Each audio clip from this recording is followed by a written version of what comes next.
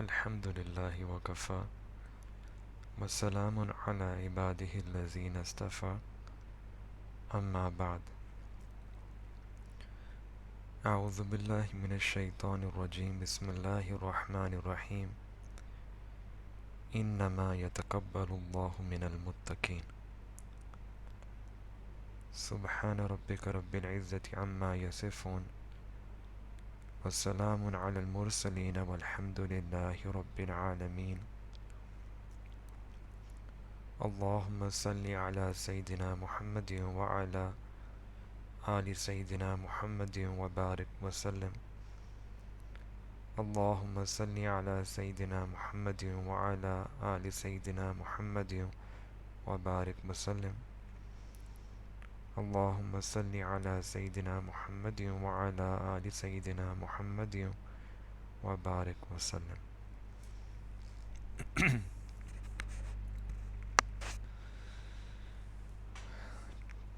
Today we want to speak about Qubuliya. Qubuliya, that Allah subhanahu wa ta'ala accepts, the acceptance of Allah subhanahu wa ta'ala. And there's a very famous ayat of Quran, إِنَّمَا يَتَقَبَّلُ اللَّهُ مِنَ الْمُتَّقِينَ, that indeed Allah subhanahu wa ta'ala only accepts the actions of people who are muttaqi.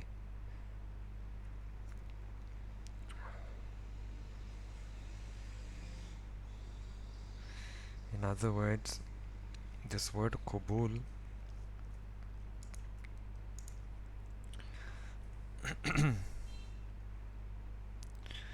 Qubul means that a person likes something. For example, we go to the shop, and if there is something that we like, then we say that this is Qubul, I accept this.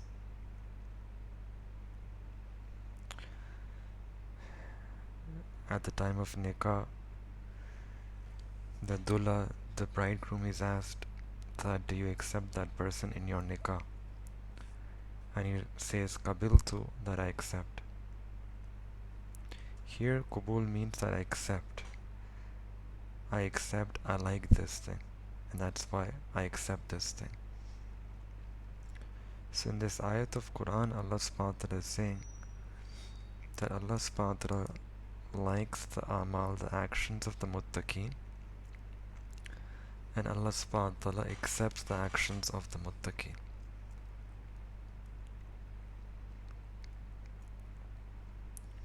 So that action which is done with ikhlas according to the Sharia, that action is Qubul, it's accepted by Allah subhanahu wa ta'ala. This is called Qubuliya. And this is a very important aspect that all of us should try to remember, especially in the month of Ramadan. It's something to understand, because if a person's action is not accepted by Allah Ta'ala, if it's not makbul, then that action will have no benefit for that person. Many times there is a product which is very good, and we don't accept that product. For example, we go to the shop to buy some fruits, and our intention is to buy apples, and the shopkeeper says that I also have some grapes, and you look in the direction of the grapes, and they're very beautiful, they look tasty, they have all the attributes, but your mood is that you don't want to buy grapes. That's why after giving it one glance, you turn your glance away and you reject those grapes. So one level is that a person's actions, they are correct, they are proper, and then those actions are accepted by Allah subhanahu wa ta'ala. This is another level, and this is that grief which the Salaf Salihin or Akabirin, our elders, used to have. They were people who used to tire themselves in ibadah in doing good deeds, in salah, in tilawat Quran, in fasting, in zikr, and yet they would be trembling, they would be shivering, because they were afraid about the kubuliyah of those actions. Many times we hear stories which are quite unfortunate. There's a couple, and husband is also earning, he is also educated. The wife, she is also earning, she is also educated. She's beautiful, she has all the attributes, she belongs from a good family, she's intelligent, she has all the blessings of Allah Ta'ala. And then something happens to the husband and he gives divorce to his wife. Despite the fact that she has all the attributes, she is divorced. And on the other hand, we also find cases that there's a girl who is uneducated, not so beautiful, not so wealthy, ordinary, simple, but the husband, he's so happy with her that she becomes the queen of the house. She runs the whole house. She is Qabul. Once there was a bride who was being prepared. She was getting ready for her marriage, and she had some friends with her, and she was wearing jewelry, she was getting her makeup done, and one of her friends said to her that you look so pretty, and this dress looks so beautiful on you. And when she was praised by her friends, she had a tear in her eye and she started crying. So the friends, they said that, what's the issue? Why are you crying? So the bride, she replied that you are praising me about my husn, my beauty, but what if my husband does not accept me? Then what use is all this praise and tarif that you're doing to me? Exactly in the same way, people might think that we are very pious, that we are very muttaqi, we are worshipping, we have the sunnah, we are people of zikr. People might have their own concepts about who we are.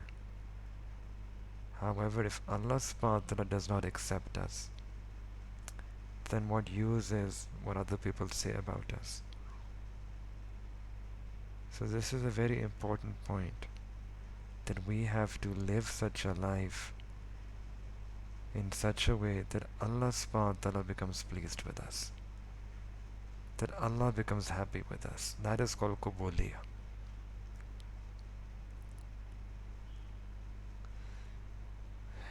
There is a very big scholar by the name of Ibn Ata'ullah Iskandari Rahmatullah alayh. He was from Egypt and he wrote down some statements, hikam, which are full of wisdom. And in that book, one of the statements that he mentioned was that sometimes it happens that Allah subhanahu wa ta'ala may open the door of obedience for you, but Allah closes the door of Qubuliyah upon you. And if you want to find an example of this, then we have the example of Shaitan before us. He had done sajda, he had done so much ibadah for so many years, and then but he wasn't able to get Qubuliyah. So Allah subhanahu wa ta'ala wants Qubuliyah. Doing our amal, fasting and praying and doing tilawat Quran, this is amal, this is action. But Qubuliyah of this amal, that's something separate. And as long as we don't have that fikr and concern about the Qubuliyah, this is something very important, that a person cries to Allah Ta'ala, person asks Allah subhanahu wa ta'ala, they do ajizi, they humble themselves before Allah subhanahu wa ta'ala and ask for Qubuliyah. Through ajizi, through tears, through humility, then a person gets Qubuliyah. And this is also true that none of our actions are even worthy of Qubuliyah except that Allah subhanahu wa ta'ala showers us with His rahmah. It's only the Sattari, the fact that Allah ta'ala has concealed our faults, that Allah subhanahu wa ta'ala accepts. It's not because of our actions. It's because of the Sattari, the rahmah, the mercy of Allah subhanahu wa ta'ala.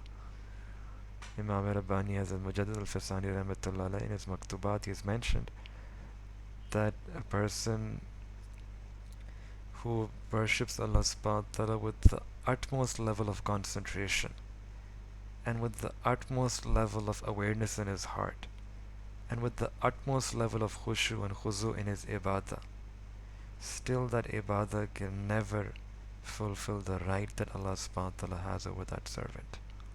وَهُوَ سُبْحَانَهُ وَتَعَالَى وَرَاءُ الْوَرَى ثُمَّ وَرَاءُ الْوَرَى ثُمَّ وَرَاءُ الْوَرَى. Allah subhanahu wa ta'ala is beyond. Allah subhanahu wa ta'ala is beyond even our imagination. So we cannot speak about doing any ibadah that is really worthy of acceptance. When Sayyidina Rasulullah sallallahu alaihi wasallam, he would say, "Ma abadanaka haqqa ibadatik."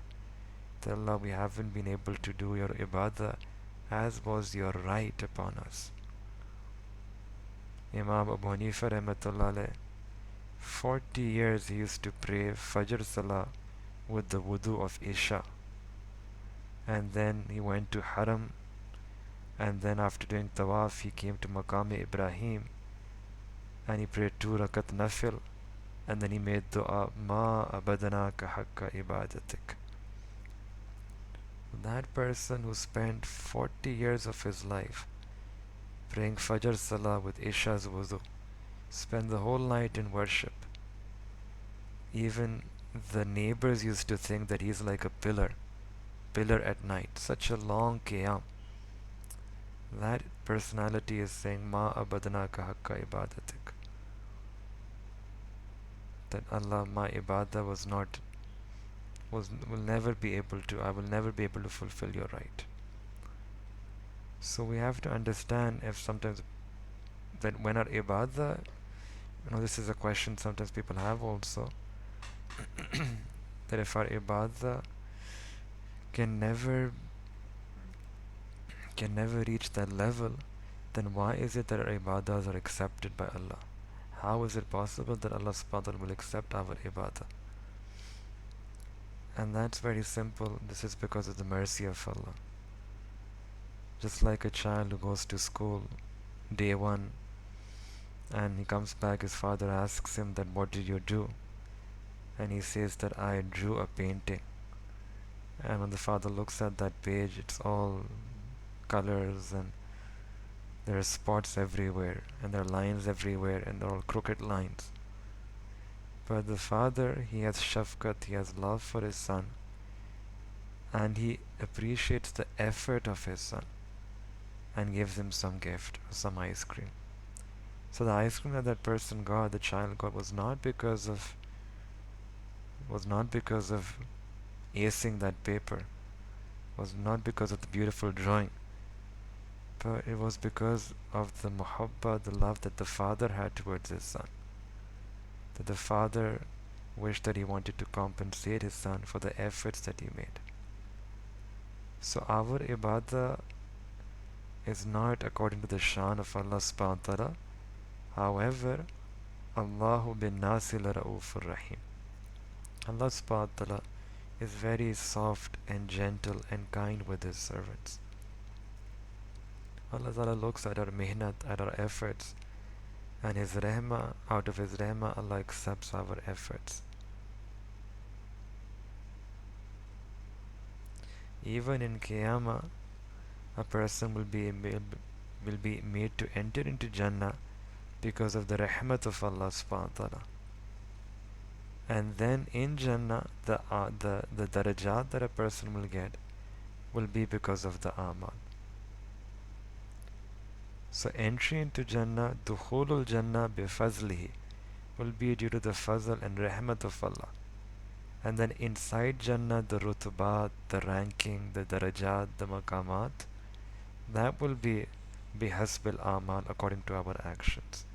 وَلِكُلٍّ darajat mimma amilu. So that every person will get their daraja according to what they do. But entry into Jannah is going to be based on the rahmat of Allah Ta'ala. Even in one hadith, the Prophet ﷺ said this even about his own self, that even I will enter into Jannah because of the rahmat of Allah Ta'ala.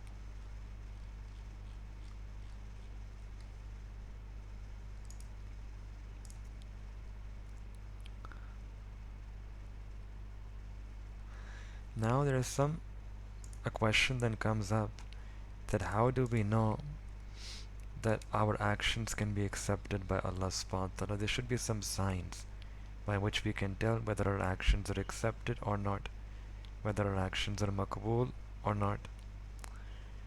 So there are 5 signs that the ulama have mentioned, 5 signs mentioned in the Quran and Hadith, through which we can know whether our actions have reached that maqam of Qubuliya or not. What are those 5? You can think these are 5 signs, 5 criteria, these are 5 touchstones that we need to see and check whether our actions they fulfill the benchmark of Qubuliya or not. The first benchmark of Qubuliya is that action has to be in accordance with the Sunnah of the Prophet ﷺ, and that action has to be correct. Muwafaqatul amli lima jaa bihi shar wa sahat bihi sunnah.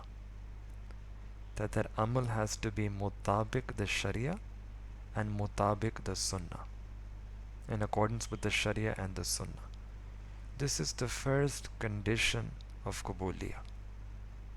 If there is any action which is khilaf sharia, a person says, I want to pray Fajr Salah, and I have a lot of inshirah and shara sadr in my tabiyah, so instead of praying 2, I will pray 4 today. So that person is praying 4 rakah with a lot of khushu, with a lot of khuzu, with a lot of humility, a lot of attention, a lot of love. But will that salah be accepted by Allah?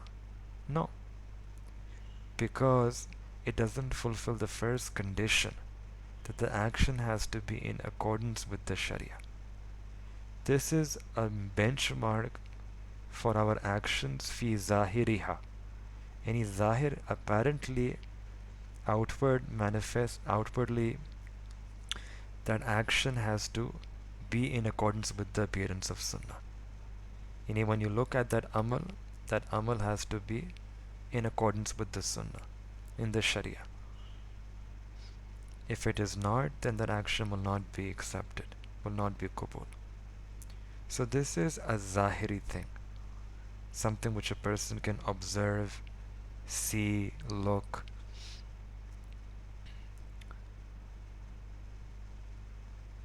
In one hadith, the Prophet ﷺ said that whoever innovates in my deen, creates something which is new other than the sunnah, man ahdasa fi amrina haza ma laysa minhu fahuwa raddun.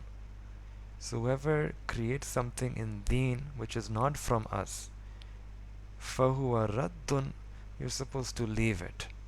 It's mardud. That action, that amal has to be rejected. What Allah subhanahu wa ta'ala wants from us is the brand of sunnah. And we have mentioned this before also. This is a brand of Qubuliya. People are living in this time of brands.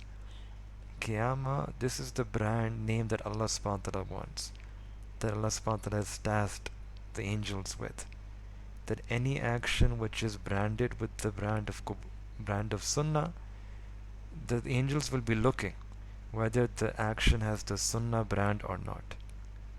And whichever action has the sunnah brand will be accepted. And whichever doesn't have the sunnah brand, then will not be accepted. So it has to be according to the Sharia, وَصَحَّتْ بِهِ السُّنَّةِ, and it has to be done properly according to the Sharia. Sahi tariqa, sehat. So the sehat of that amal is also important. What does sehat means? Sehat means that the action has to be done, the method, the process also has to be in the way delineated by the Sharia. So in one hadith, Allah subhanahu wa ta'ala mentions, Inna Allah tayyibun la yakbalu ila tayyiba. Allah subhanahu wa ta'ala himself is pure, and Allah subhanahu wa ta'ala loves that, only accepts and likes that amal and action which is also pure and tayyib. Wal amalu salih yarfa'uhu. So those salih amal are lifted over towards Allah subhanahu wa ta'ala. So the amal has to be halal and tayyib. The amal has to be pure. In Quran, Allah subhanahu wa ta'ala says that Ya ayyuhar rusul kulu min at-tayyibat wa'malu saliha, that eat tayyib things and do neek actions, do pious actions.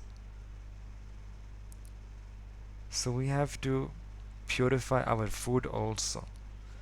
In one hadith, Nabi Islam advised the Sahaba, Hazrat Saad radiyallahu ta'ala anhu, that Ya Saad, purify your food, and you make your food pakiza, tayyib. And if you make your food tayyib, takun mustajabu da'wa, then you will become mustajab da'wa. Your du'as will directly be accepted by Allah subhanahu wa ta'ala. Allahu Akbar. And this is something which even the West also now has researched, and they also say that you are what you eat. Your health is what you eat. So our ruhaniyat, our spirituality is also what you eat. The nur of our salah, the nur of tilawat. When a person goes out and eats something which is doubtful, then everything is leveled down. Today, why is it that people don't feel that spirituality inside of themselves? Don't feel those kafiyat inside themselves? There are many reasons for that, but one big reason is, mashallah, we have this craving for outside food. This corner, that corner, this chain, that chain. And because of that lazzat and because of that maza, sometimes we lose out all that kafiyat. Sometimes people have made this their habit to eat outside. So rather we should try to cook food inside and ensure that cooked food is also halal and tayyib. Sometimes when a person eats mushtabih food, they are not able to pray. They are not able to wake up for Fajr. They are not able to recite Quran. Because when a person is feeding their jism with haram, then the tawfiq to do amal, that is taken away from that person. That I even place the alarm and my eyes are opening at 8 o'clock in the morning. So we have to protect that nur. One is that we get that nur from ibadah, and a second battle is to protect that nur. And protecting this nur comes when a person purifies their rizq, makes their rizq halal, tayyib.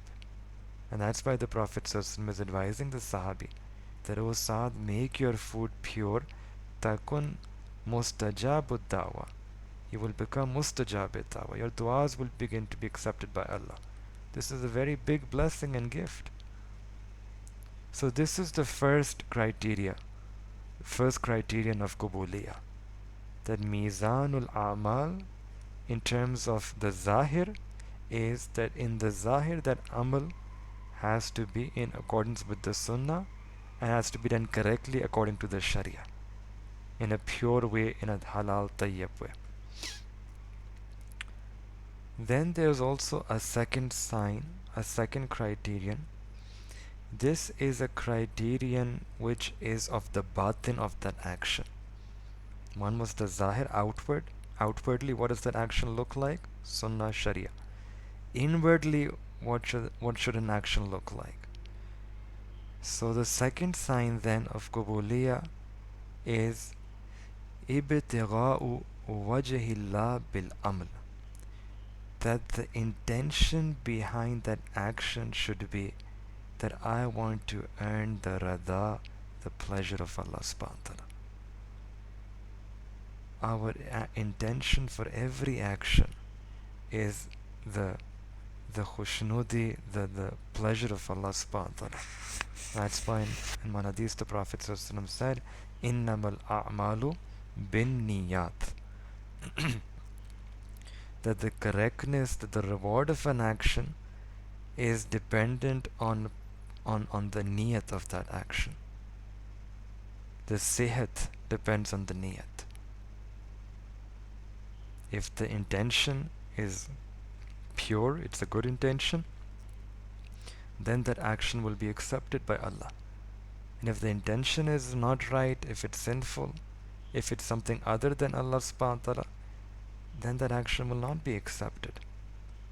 Many people praise Salah, but their intention is not to please Allah ta'ala, not to earn the rada of Allah. Many people perform Umrah and Hajj, but their intention is something not it's other than Allah. Many people offer sacrifice, but their intention is to show off. Many people even do many acts of ibadah, but their intention is not ibtigha'u wajhillah. It's not seeking the pleasure of Allah subhanahu wa ta'ala. And that's why those actions, even though they're very big actions, big ibadat, but those ibadat will not be accepted because the niyat is other than Allah subhanahu wa ta'ala. And this is why many places in Quran Allah subhanahu wa ta'ala mentions is ikhlas is so important. Illa btigha'a wajhi rabbihil a'la. That they spend, but they should spend, they don't spend except for the wajh, except seeking the pleasure of Allah subhanahu wa ta'ala. So Allah subhanahu wa ta'ala accepts the action which is khalis, purely done for His sake. Today even we don't accept impure products. You have impure milk, impure water.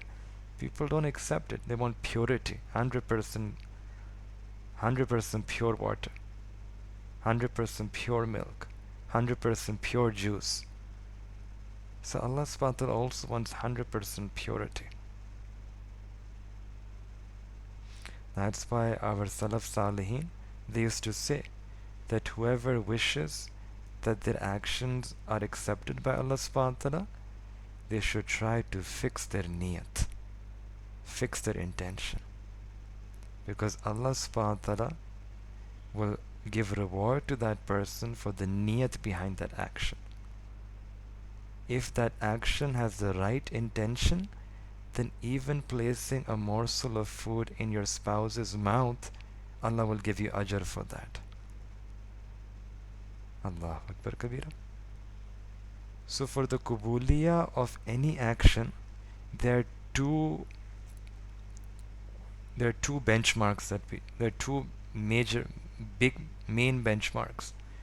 One is that the zahir, outwardly that action has to be according to the Sharia and Sunnah, and inwardly that action has to be done with the intention of seeking the pleasure of Allah subhanahu wa ta'ala. Then a third benchmark for the Qubuliyah of an action is that when a person does that action, Allah subhanahu wa ta'ala grants him tawfiq to do more and more actions, more good deeds. Allah subhanahu wa ta'ala grants him the tawfiq to advance in deen. There is progress in his amal, there is progress in his ahwal, in his kayfiyat, and he gets more tawfiq. The door is open for that person. And if the door opens for that person, the door for new ibadat or better ibadat, then this is also a sign that Allah Ta'ala has accepted his previous action. So that's why ulama have mentioned that that person who feels a lazzat in pleasure, a lazzat and a pleasure in their ibadah, they feel some contentment in their heart. So this contentment is also a sign. This contentment is also a sign that Allah subhanahu wa ta'ala has accepted that action.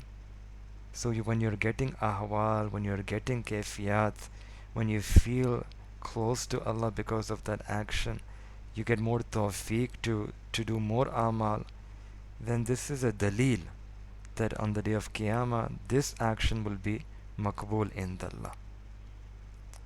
Now there is a question that comes up, that how do we know that our actions, they have those kayfiyat or not, whether our actions have those states which are acceptable by Allah or not. So this also our mashayikh have explained. They write that the sign for the kubuliyah of salah is that when a person is praying salah, they feel as if they're standing before Allah subhanahu wa ta'ala. And when this kayfiyat is present in a person's salah, then that salah is makbul indallah. It's accepted by Allah. And this ruhani kayfiyat is a sign that that prayer is accepted by Allah subhanahu wa ta'ala. And similarly, if a person goes for Hajj, and what is the sign that the actions of Hajj and the journey of Hajj is Qabul?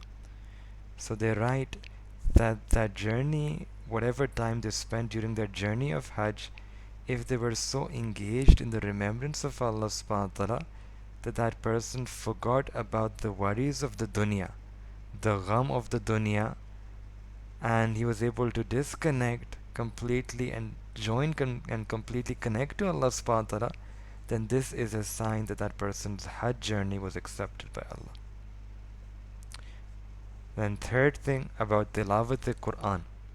If a person recites Quran, and while reciting Quran, their kayfiyat, their state is as if they're sitting before Allah subhanahu wa ta'ala and reciting this kalam to Allah ta'ala. They're having conversation with Allah ta'ala. They're doing ham kalami with Allah subhanahu wa ta'ala. Then this is a sign that that Quranic recitation, that tilawa, is accepted by Allah ta'ala. Similarly, the alama of those people who do zikr of Allah subhanahu wa ta'ala, what's the sign that our zikr is makbul?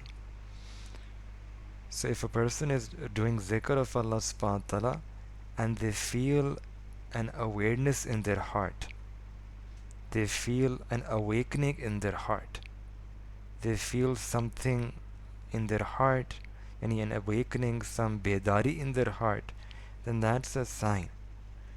And also they feel some khashiyat of Allah subhanahu wa ta'ala in their nafs, then this is a sign that that zikr is accepted by Allah ta'ala. It's makbul.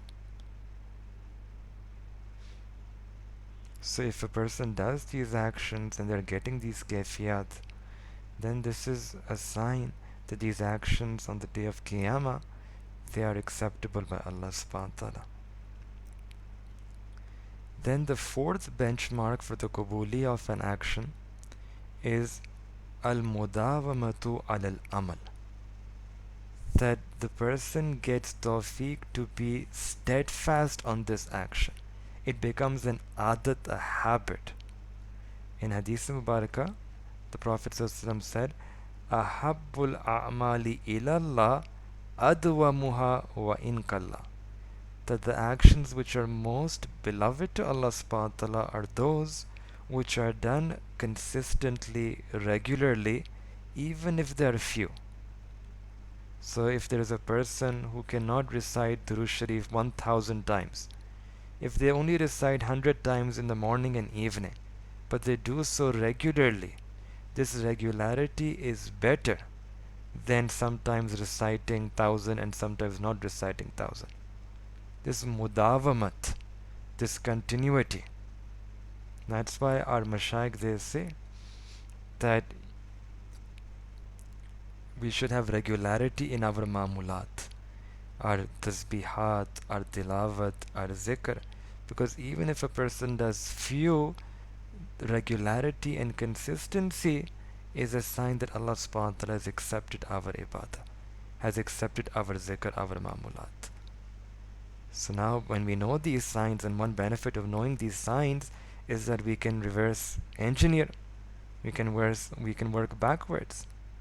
So if we can try to make effort in mujahida and attaining regularity on our ma'mulat, on our ibadah, then that can actually give us that kubuliyah. That action, we can make our regularity, can make that action makbul in Allah. So one uh, pious person used to say that, oh my friend, the fact that you were able to pray salah, and then after praying that salah you were able to pray the second salah, is a sign that Allah subhanahu wa ta'ala has accepted your first salah. If that first salah was not accepted, you won't get tawfiq to pray the second one. So this tahajjud, if a person can get mudawamat on this tahajjud, they pray this regularly. If they are able to pray tahiyyatul wudu regularly, if they are able to pray tahiyyatul masjid regularly, if they are able to safeguard their gaze regularly, this is a sign of qubuliyah. Sometimes it happens, and it happens to all of us. Someone said, last Ramadan I made an intention that I will cut down on my usage of phone and usage of WhatsApp. And 1 year has passed by this Ramadan, and alhamdulillah, I feel that my activity on WhatsApp was according to the Sharia. That I am no longer engaged in those sins that I used to do using my phone.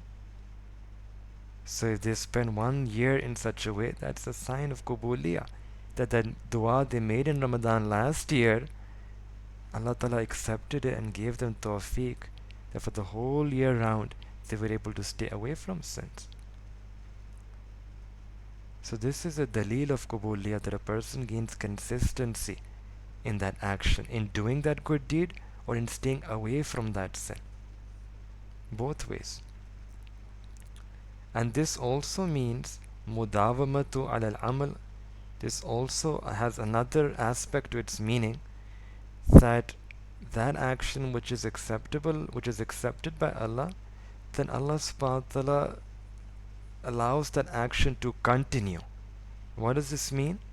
This means that action now continues into the future, and it even continues to the next. It's a legacy which that person starts, and it continues to flow even when that person passes away. And one example we have is in Quran Azim wa Shan, when Sayyidina Ibrahim alayhi salatu wassalam, he presented his son before Allah subhanahu wa ta'ala, and Allah subhanahu wa ta'ala accepted that sacrifice, loved that sacrifice. And Allah subhanahu wa ta'ala said, Salamun ala Ibrahim.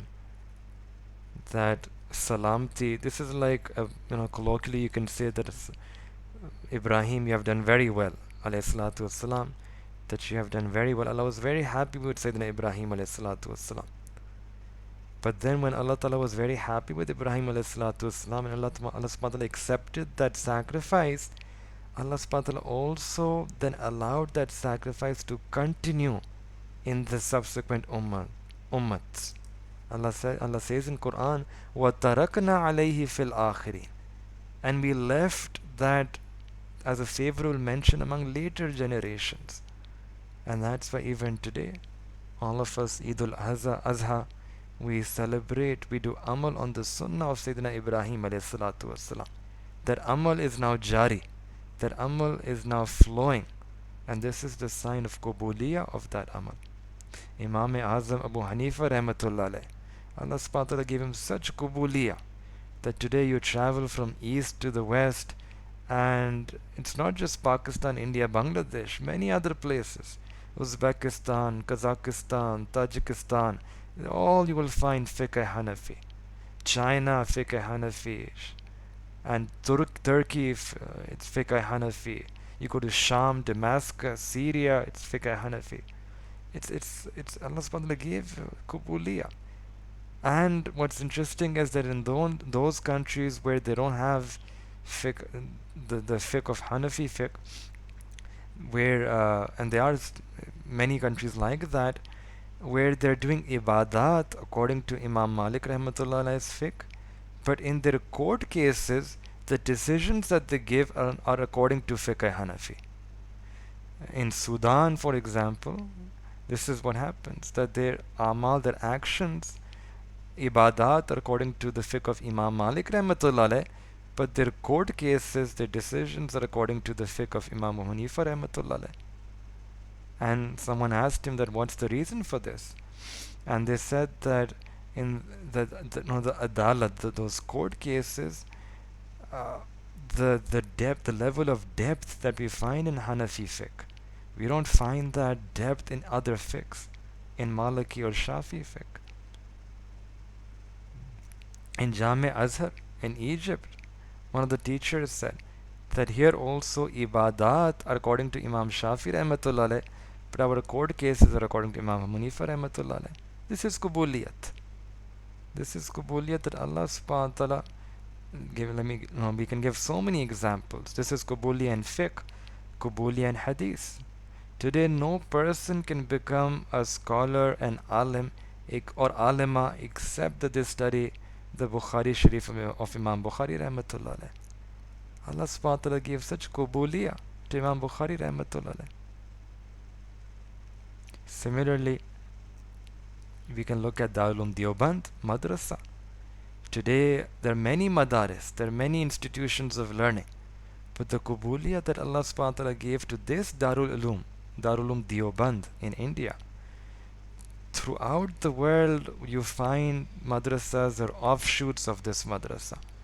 There are sister institutions, offshoots, and far and wide in so many countries, so many places, Africa, America, East, West, even Siberia.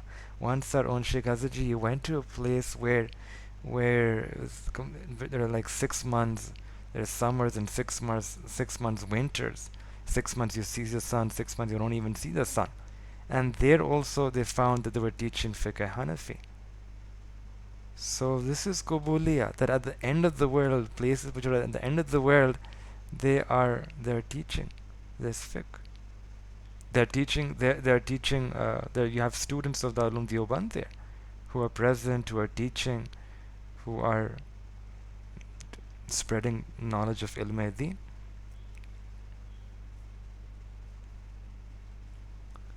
So this khulus, this sincerity is also a sign that Allah subhanahu wa ta'ala gives acceptance and kubuliyah to that action, that the faiz becomes jari throughout the world.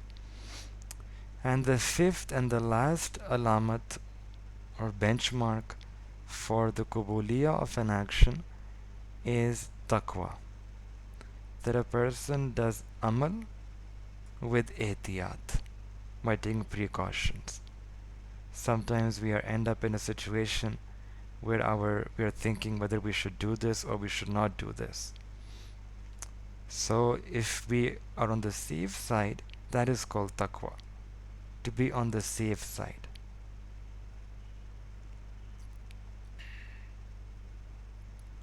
For example, a person has a flight at 5 a.m. in the morning, but they reach airport at 3 a.m. in the morning. You ask them why? Because I want to be on the safe side. So the safe side in the deen of Islam is called that a person does amal on the Sharia, but in a safe way. Such a person is muttaqi in the eyes of Allah subhanahu wa ta'ala, and innama yatakabbalu Allahu min al-muttaqin, that Allah subhanahu wa ta'ala only accepts the amal, the actions of the muttaqin. So these are 5 benchmarks that we need to remember. As we, in Ramadan, we are, alhamdulillah, it's built in ibadat. There's so many ibadat. But while we are engaging in ibadat and increasing in our amal, we should try to ensure that these amal also fulfill these 5 conditions, these 5 benchmarks, so that we can, inshallah, have those amal kubul in the eyes of Allah, ta'ala makbul indallah. And this fikr for kubuliyah is something which never goes away from the heart of a true moment. There is no time, there is no stage in a person's life where they can now extend their legs and say that now I'm relaxed. I don't have this fear of Qubuliya. This is something which even the Anbiya and the Awliya, they also had. The Anbiya alayhi salatu wasalam also had this fikr and concern. Allahu Akbar Kabira. They used to cry to Allah Ta'ala. They used to humble themselves, show ajizi to Allah subhanahu wa ta'ala, that oh Allah, accept our actions, accept our, grant Qubuliya to our amal. Despite the fact that Allah Ta'ala had created Anbiya alayhi salatu wasalam as masoom. They were not sinful, masoom, sin-free. And still they used to cry. And in Quran Allah subhanahu wa ta'ala mentions about them. وَإِذْ يَرْفَعُ إِبْرَاهِيمُ الْقَوَائِدَ مِنَ الْبَيْتِ وَإِسْمَاعِيلُ رَبَّنَا تَقَبَّلْ مِنَّا. Ibrahim alayhi salam, Khalilullah, building the house, Baytullah of Allah subhanahu wa ta'ala. And with him, helper is Sayyidina Ismail alayhi salam, Zabihullah. And yet their fikr and concern is Rabbana taqabbal minna. Allah, accept this. Rabbi ja'alni muqima salati wa min zurriyati Rabbana wa taqabbal dua. Allah, accept our dua. Anbiya alayhi salatu wasalam, they would cry to Allah Ta'ala, ajazi, girgira ke, kapa ke, they would be making duas to Allah. That Allah accept our duas. And this is when they would complete their actions, they would make dua to Allah Ta'ala. There is another example in Quran where the action is not even started yet. And we find that person, that individual making dua even before the start of that action. Allahu Akbar Kabira. This is the story of the wife of Imran alayhi salam. When she was expecting and she wished that her son, or she wished that her awlad, child, would grow up to be a very pious person. And the child is not even born yet. It's inside the womb of a mother. And the mother, she has this concern and she's making dua. Rabbi inni nazartu laka ma fi batni muharraran fatakabbal minni. Allah fatakabbal. Allah, accept this. Even before the birth of her son, or the birth of her, in this case the birth of her daughter. And she's making dua to Allah subhanahu wa ta'ala for Qubuliya. So Qubuliya at the end of action, Sayyidina Ibrahim alayhi salam. Qubuliya even before the start of that action, the wife of Hazrat Imran alayhi salam, the mother of Sayyidina Maryam alayhi salatu wassalam. That's why in one hadith, the Prophet ﷺ, he would also make dua that, oh Allah, Bismillahi, when the Prophet ﷺ would be sacrificing an animal, taqabbal min Muhammadin wa min ummati Muhammad ﷺ. Allah, accept this animal as a sacrifice from myself and from my ummah. So this is a ta'aleem, a teaching of our sharia, of our deen. That whatever amal, whatever hasanat we do, we make dua to Allah Ta'ala for Qubuliya. At iftar, when the Prophet used to break his fast, Allahumma laka sumtu wa ala rizkika aftartu wa taqabbal minni. And Allah grant Qubuliya to this fasting. So one last question then is that why would the Anbiya alayhi salatu wasalam, the awliya of Allah subhanahu wa ta'ala, the Salaf Salihin, why so much fear? Why so much concern?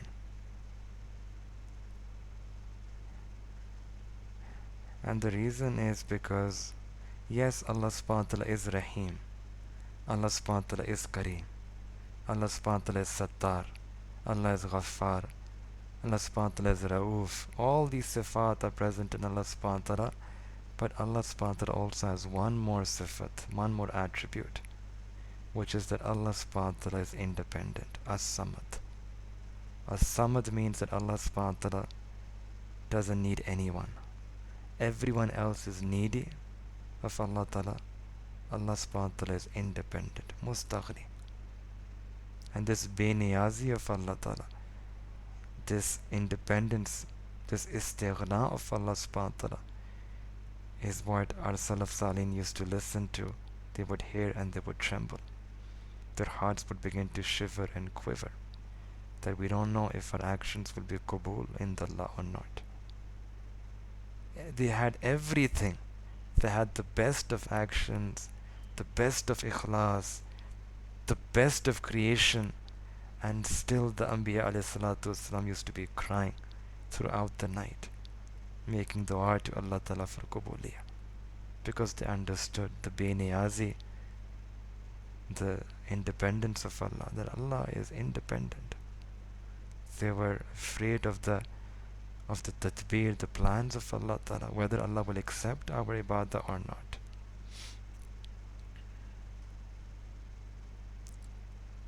So for a mu'min, they can never rest.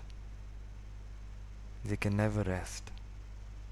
Mu'min knows that I cannot go to Jannah because of my actions. I will only go to Jannah because of the rahmat of Allah subhanahu wa ta'ala.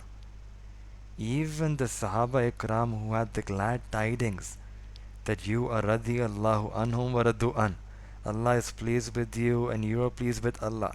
Ashra Mubashara Sahaba Ikram, who were given the guarantee, the glad tidings of Jannah in this dunya, even they would also had so much fear of Allah subhanahu wa ta'ala. They would be trembling and shivering in the fear of Allah subhanahu wa ta'ala. Amma Aisha Siddiqa radiyallahu ta'ala anha, who was the beloved of Allah subhanahu wa ta'ala, she would be reciting Quran at night in tahajjud, and she would be crying profusely that I don't know what will happen to me on the day of Qiyamah. And they would spend the whole night crying over one ayat, because they know what will happen when they will be presented before Allah subhanahu wa ta'ala on that day for hisab. That how will we be able to face Allah subhanahu wa ta'ala, in what halat, in what state will we be presented before Allah ta'ala. Quran, Allah ta'ala says, وَالَّذِينَ يُؤْتُونَ مَا آتَوْا وَقُلُوبُهُمْ وَجِلَةٌ. Allahu Akbar, the people who are giving for the sake of Allah, but while giving their hearts are trembling. Why? إِنَّهُمْ إِلَىٰ رَبِّهِمْ رَاجِعُونَ. They are fearful because one day they have to return back to Allah. They have to stand before Allah subhanahu wa ta'ala. Ya ayyuhal insanu innaka kadihun ila rabbik kadhan fa mulaqat karni. One day they have to meet, they have to stand before Allah, and this would make them cry. This would make them lose their sleep at night. They would do so much and then they would fear so much. Karte bhi the, darte bhi the. Okay, what will happen? We don't know what will happen in the future. We don't know how Allah subhanahu wa ta'ala is going to deal with us.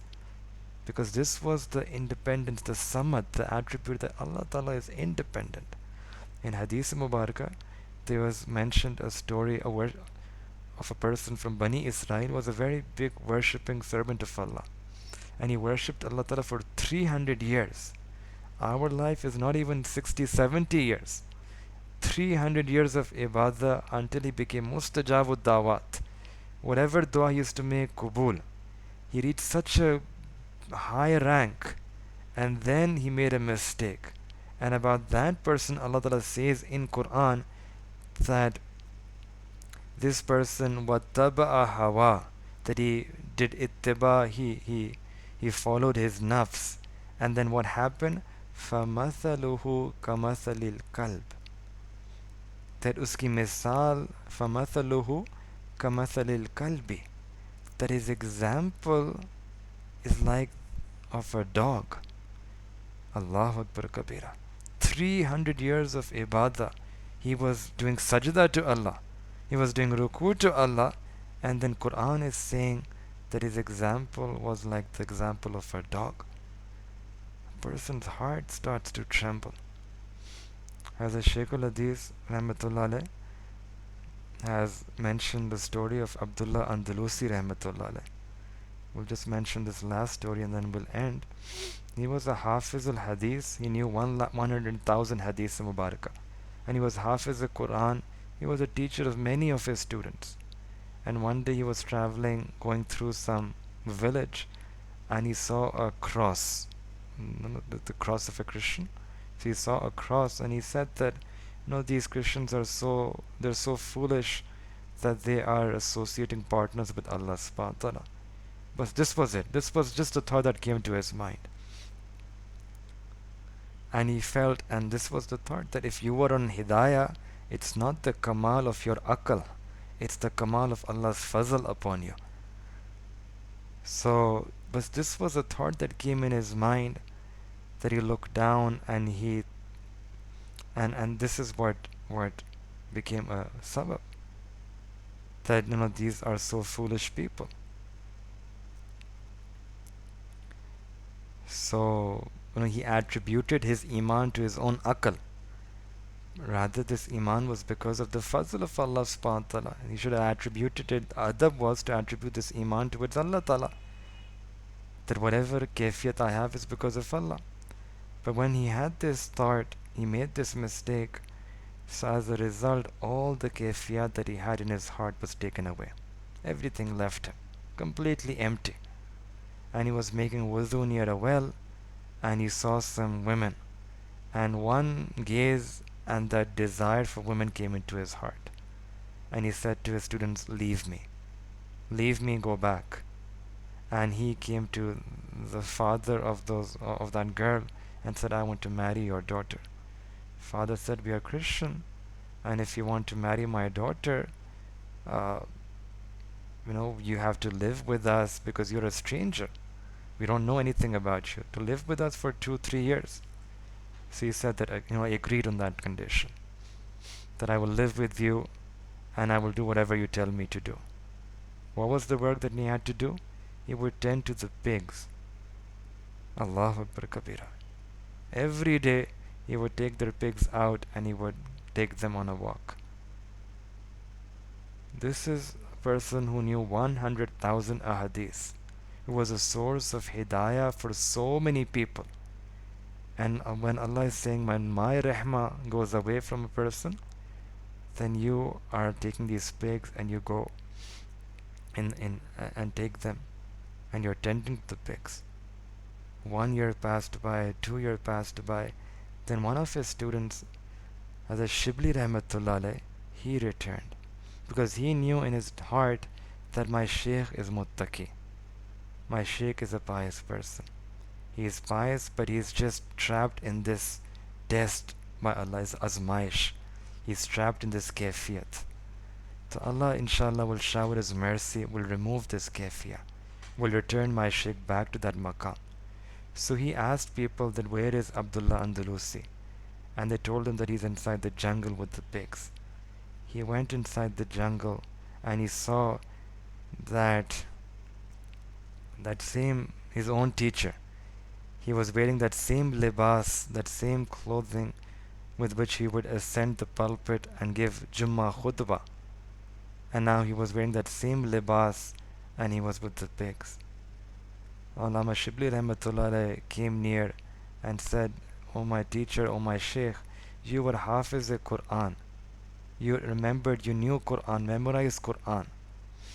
So he said that, the teacher said that, no, the Shaykh said that I have forgotten all of Quran except for one ayat of Quran. I only remember one ayat. Which ayat? He recited, وَمَنْ يُهِنِ اللَّهُ فَمَا لَهُ مِن مُكْرِمٍ. That when Allah subhanahu wa ta'ala comes to degrade a person, humiliate a person, disgrace a person, then there is no one who can give izzat to that person. You forgot the whole Quran except for this one ayat. Then he asked, "Oh Hazrat, you were Hafiz a Hadith." He said that I have lost all Hadith except for one. Which one? Man baddala deenahu faqtuluhu. Whoever leaves his deen, kill him. And when Allama Shibli Rahmatullah alayhi heard this, he started crying. He started crying profusely. And then when he started crying, his Shaykh Hazrat Abdullah Andalusi Rahmatullah alayhi, he also started crying. And both of them are crying. And then Allama Andalusi Rahmatullah alayhi, he turned towards Allah Ta'ala and said, "Oh Allah, I did not have this expectation from you, that Allah, you will take me to such a hal. And this rona, this tears, Allah subhanahu wa ta'ala had mercy upon those tears. Allah loved those tears, liked those tears, accepted those tears. And then Allah subhanahu wa ta'ala again gave him hidayah, accepted him for the work of hidayah. So we don't know.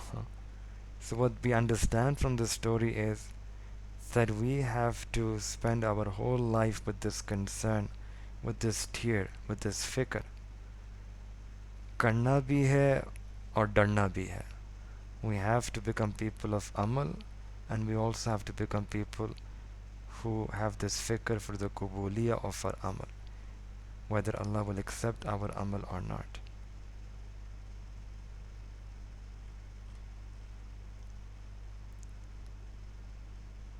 Our example is just like that husband who was once very angry with his wife, and he was scolding her that you look like this, and you don't have no intelligence, you are not educated, and you don't have a good family background, and you don't have this, you don't have that. And when he said everything, Zabardast dart, so in return, his wife, she said that I have nothing, no attributes, but I'm yours. I'm still yours.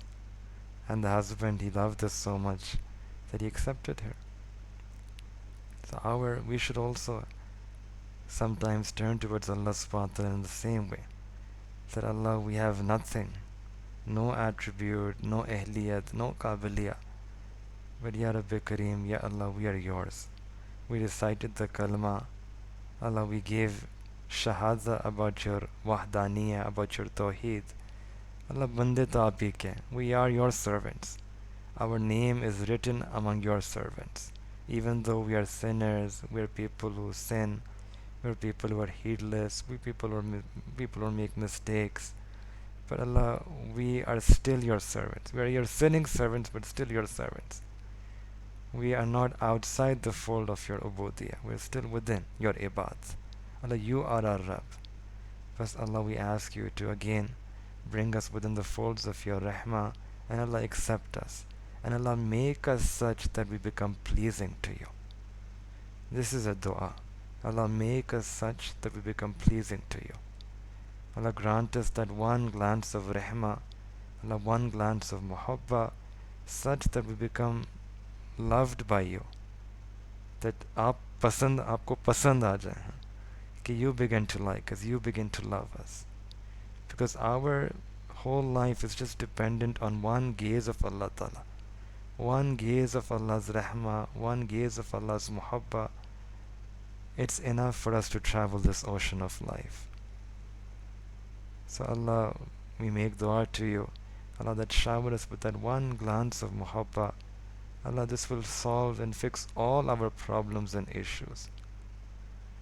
So in this month of Ramadan, when we make our du'as, last time we mentioned this dua of Khatma bil Iman that we should make specifically, and tonight this another dua that, oh Allah, make us such that we become pleasing to you.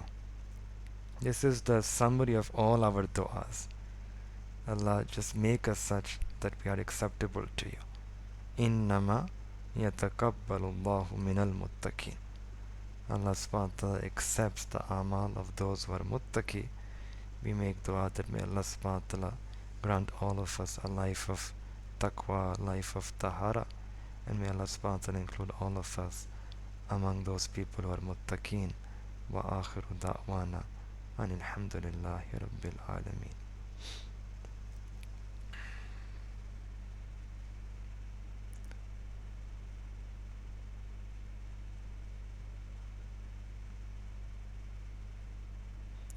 سبحان ربي الوهاب اللهم صل على سيدنا محمد وعلى آل سيدنا محمد وبارك وسلم. ربنا تقبل منا إنك أنت السميع العليم. ربنا تقبل منا إنك أنت السميع العليم. ربنا تقبل منا إنك أنت السميع العليم وتب علينا إنك أنت التواب الرحيم. वसल्लल्लाहु ताला अला हबीबिही खैर खल्किही मुहम्मदिन व अला आलिही व सहबिही अजमईन बिरहमतिका या अरहमर राहिमीन।